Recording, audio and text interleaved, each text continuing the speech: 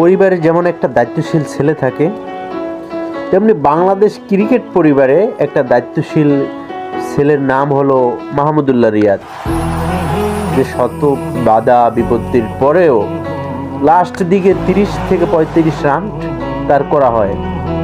আবার যে সেঞ্চুরির পরে যে সেজদা দেওয়ার যে বিষয়টা, আল্লাহর প্রতি একনিষ্ঠতা, এটা রিয়াদ ভাইকে দেখছি।